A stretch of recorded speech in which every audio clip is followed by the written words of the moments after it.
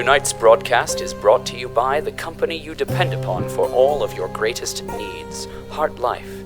These stories are true dramatizations from our fair city's glorious history. So listen and remember, Heart Life, all the life you'll ever need.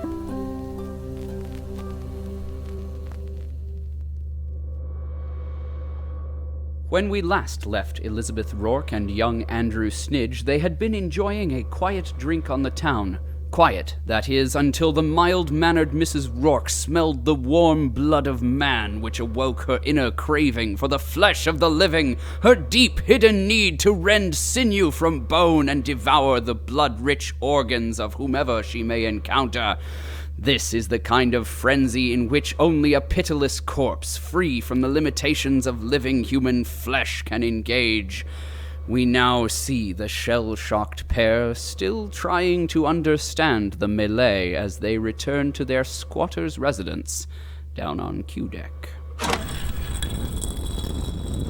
It's nice to get out of the residence now and then, isn't it? Aww. I mean, it's nice to blow off steam, alleviate some of the stress of being, a horrific amalgamation of several dead bodies.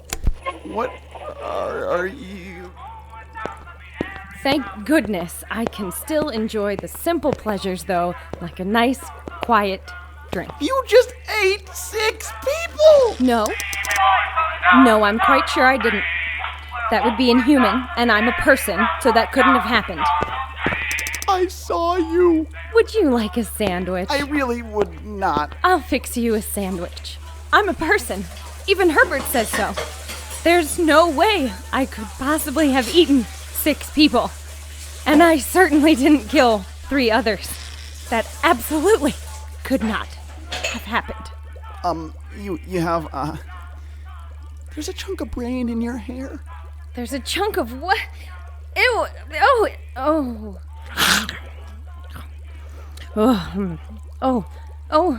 I just did that. I can't believe I just did that. Neither can I. Dr. West said... Call him Herbert, dear. Right. Well, Herbert said this might happen, but he was sure it wouldn't happen with you. What do you mean he said this might happen? Well, you're not the first, thing he's reanimated.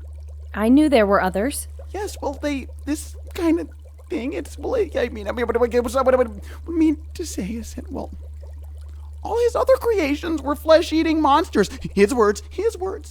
You mean this has happened before? Well, he doesn't like to talk about it, but I'm pretty sure it has. I get the impression... No. Stop. He knew? He knew that this might happen? That it might happen to me? And he didn't warn me? Well, he thought you were different. I am different. I'm a person. I could have stopped this. If he had warned me, I could have stayed away. I would have been prepared. This is his fault. Damn him! I know he didn't think you would... I'm sure. He didn't think I could resist. Didn't think I could handle knowing what I was capable of. He treats me like I'm stupid. He knows you're not stupid. Andrew! Yeah. How am I supposed to fix this? I don't want this. I was glad to be alive, even this way. But if my second life is going to be like this... What do you mean? Andrew, I eat people. Oh.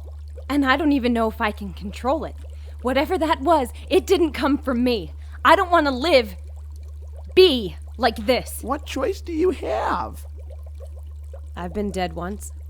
It's not so bad. You can't talk like that.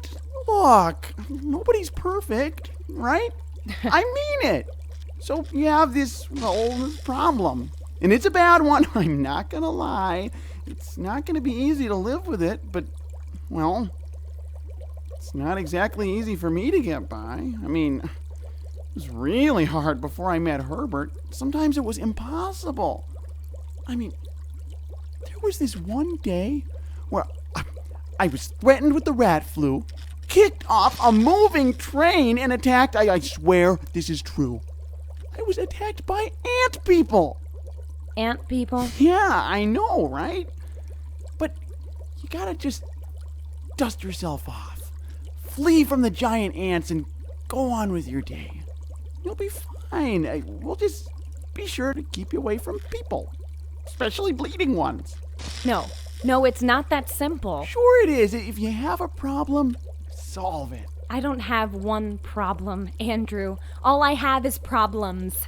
My body is dead. Nobody can tell me how long this cobbled-together existence will last. My son is missing, imprisoned, dead, I don't know. And on top of all that, because that's surely not enough for one person to deal with. Not even, just a person's head. On top of all of that, now I find out that I may go crazy and kill everyone at any moment. And after all, obstacles can be opportunities. Everyone says so. I mean, I don't know if you've noticed, I hide it real well, but I'm not really all that bright. But it taught me to work hard, and here I am. You're saying that being a ravenous, reanimated corpse can be an advantage? Sure! A horrifying, undead monster that kills everyone around her. Not everyone. You didn't hurt me. That's something, right? You're right, I didn't. I hadn't thought of that. There you go. I was strong enough to take out 12 people, but I didn't hurt you. Because I knew you. Right! Because you called me Mom. You said I could. Andrew, you're a gem. I think you've given me the best advice I've heard in my entire death. I'm gonna solve 2 of my problems at once. That's great. What do you have in mind? I'm going to get Nathan. What? I'm going to get my son out.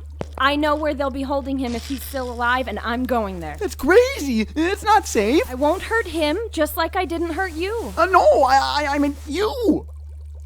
If I were you, I'd be more worried about them.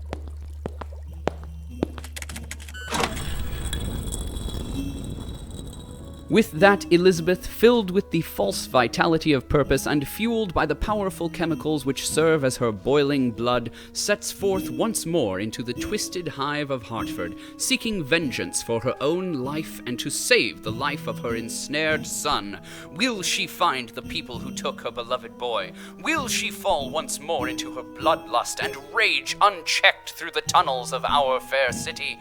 Find out next time as our story continues with Death at a Science Fair.